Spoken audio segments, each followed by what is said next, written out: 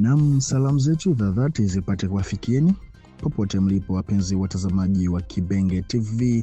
Matumaini yetu mnaendelea vizuri mpaka sasa, na tunawakaribisheni kusikiliza awamu ya pili ya matangazo ya habari za matukio ya kila siku kwa yale ambayo yanaendelea kujiri katika mashariki mwa Jamhuri ya Kidemokrasia ya Kongo na sehemu zote, ama niseme na kwa Kongo nzima kwa ujumla, hususan katika sekta za kisiasa, kiusalama na hata za kidiplomasia pia.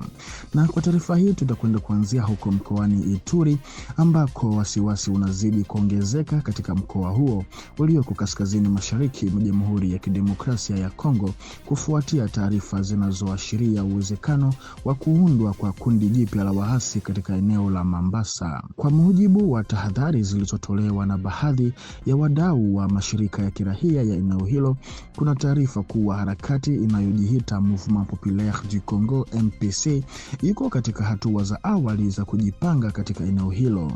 Vyanzo hivyo vinaeleza kuwa kundi hilo linadaiwa kuweka makao yake makuu katika eneo linalojulikana kama Kanto Mate, lililoko takriban kilomita 10 kutoka kijiji cha Biakato. Kwa mujibu wa taarifa hizo, viongozi wa harakati hiyo wanadaiwa kuendesha shughuli za kuwashawishi na kuandikisha vijana kujiunga na kundi hilo, hasa katika baadhi ya vijiji vinavyozunguka eneo la Mambasa. Hali hii imezua hofu kubwa miongoni mwa viongozi wa jamii na mashirika ya kiraia, ambao wana wasiwasi kuwa inaweza kusababisha kuzorota zaidi kwa hali ya usalama katika mkoa ambao tayari unaathiriwa na uwepo wa makundi mengi ya waasi.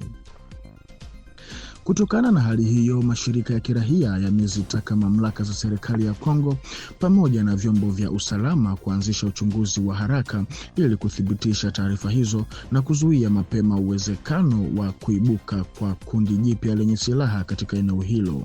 Kwa miaka kadhaa sasa, mkoa wa Ituri umekuwa ukikabiliwa na hali ya ukosefu wa usalama unaoendelea unaosababishwa na shughuli za makundi ya waasi wa ndani na wa kigeni. Hali hii imeendelea kuchochea vurugu, kuhama kwa wananchi kutoka makazi yao na migogoro ya kijamii katika maeneo mbalimbali ya mkoa huo. Na tukijielekeza huko mkoani Haut-Katanga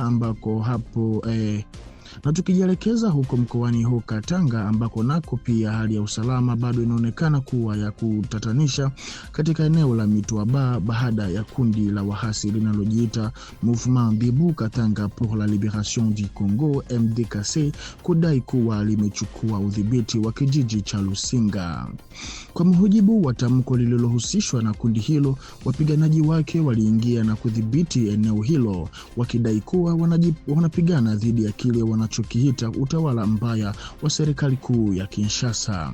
Hata hivyo, kundi hilo halijazungumzia kifo cha maafisa watano wa taasisi ya Kongo ya uhifadhi wa mazingira ICCN ambao waliripotiwa kuuawa hivi karibuni katika eneo hilo kulingana na taarifa za mamlaka.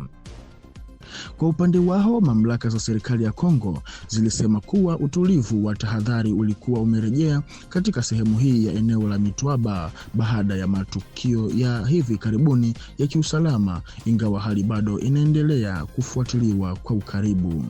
Kwa mujibu wa taarifa zilizoripotiwa na Radio Okapi, jeshi la Jamhuri ya Kidemokrasia ya Kongo FARDC limeanzisha operesheni za kusaka na kusafisha eneo hilo kwa lengo la kurejesha usalama na kuwatafuta wapiganaji wenye silaha wanaodaiwa kuwepo katika maeneo ya karibu. Maendeleo haya yanatokea wakati baadhi ya maeneo katika mkoa wa Katanga bado yanakabiliwa na shughuli za makundi ya waasi wa ndani, hali inayochangia kuongezeka kwa mvutano wa kiusalama na kuzua hofu miongoni mwa wananchi. Hadi sasa, mamlaka za serikali hazijatoa taarifa rasmi ya kina kuhusu matokeo ya operesheni zinazoendelea wala hali halisi ya usalama katika kijiji cha Lusinga na maeneo yanayoizunguka. Ripoti hizo za kuzalishwa kwa makundi mapya ya waasi nchini Kongo yanazuka huku bado mgogoro wa M23 bado unapasua watu Ripoti hizo za kuzalishwa kwa makundi mapya ya wahasi nchini Kongo yanazuka huku bado mgogoro wa M23 bado unapasua watu vichwa. Hiyo jana tarehe 6 Machi, jumuiya ya kimataifa iliweka wazi ya kwamba inaendelea kufuatilia kwa makini hali ya usalama mashariki mwa Jamhuri ya Kidemokrasia ya Kongo, hasa katika muktadha wa mgogoro unaohusisha M23 RDF. Katika hali hiyo, Marekani na baadhi ya nchi washirika wametoa wito kwa pande zote mbili zinazohusika katika mgogoro huo kuheshimu kikamilifu ahadi na makubaliano yaliyofikiwa. Kulingana na taarifa iliyotolewa na kundi la wataalamu wa Umoja wa Mataifa, pande zote zinahimizwa kutimiza kwa ukamilifu majibu na masharti yaliyowekwa katika makubaliano ya Washington na mchakato wa Doha pamoja na azimio husika za Baraza la Usalama la UN, hasa azimio namba 2773 ama 2773 na 2808 ama 2808. Taarifa hiyo inasisitiza umuhimu wa kuzingatia kwa ukamilifu uhuru wa eneo la Jamhuri ya Kidemokrasia ya Kongo, ikibainisha kwamba ukiukwaji wowote wa masharti haya unaweza kuathiri juhudi za kuimarisha amani na utulivu katika eneo hilo. Onyo hili la kimataifa linatolewa wakati mapigano yanaendelea katika sehemu mbalimbali za mashariki mwa Kongo, hali inayohatarisha usalama wa wakazi wa eneo hilo na utulivu wa kanda kwa ujumla. Wachunguzi wanasema kwamba ufuatiliaji na shinikizo la kidiplomasia kutoka kwa washirika wa kimataifa ni muhimu ili kuhakikisha utekelezaji wa makubaliano na kuzuia mzozo kuongezeka. Aidha, mamlaka za Kongo na wawakilishi wa jamii ya kiraia pia wamehamasishwa kushirikiana na jumuiya ya kimataifa ili kuendeleza mazungumzo na kupunguza mvutano katika mfumo wa hatua za pamoja zinazolenga kurejesha amani na usalama katika maeneo yaliyoathirika.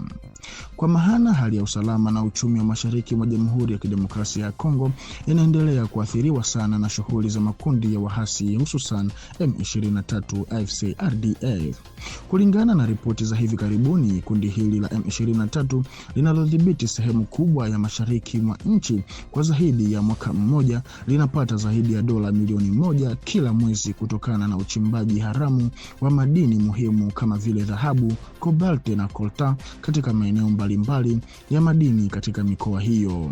Madini haya yanayochimbwa kinyume cha sheria yanatumika hasa kufadhili shughuli za kijeshi za kundi hilo katika mashariki mwa Kongo, hali inayochangia kuendeleza mgogoro na kufanya kurejesha amani kuwa changamoto kubwa zaidi.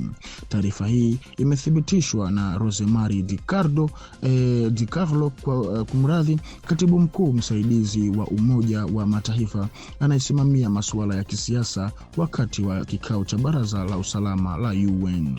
Kwa upande mwingine, serikali ya Kongo inaendelea kukosa uwezo wa kudhibiti kikamilifu maeneo mengi ya madini yaliyoenea nchini. Katika baadhi ya maeneo, makundi ya wahasi na baadhi ya makampuni ya madini yanaendelea na shughuli za uchimbaji haramu wa rasilimali hizi za kimkakati, jambo linalofanya taifa kupoteza mapato muhimu ya uchumi. Wachunguzi wa kimataifa wanasema kuwa uchimbaji huu haramu hauchochei tu mgogoro mashariki mwa DRC, bali pia unadhoofisha zaidi taasisi za umma na kuathiri maendeleo ya uchumi wa mkoa. Kulingana na wachunguzi hao, kudhibiti vitendo hivi vya haramu kunahitaji hatua za pamoja kati ya serikali na vyombo vya usalama na jumuiya ya kimataifa ili kurejesha udhibiti wa maeneo ya madini, kulinda usalama wa wananchi wa eneo hilo na kupunguza ufadhili haramu wa makundi ya wahasi. Na kwa taarifa hii, mpenzi mtazamaji wa Kibenge TV, ndiko ambako tunakwenda kuweka nukta kwa awamu ya pili ya matangazo ya habari za matukio ya kila siku.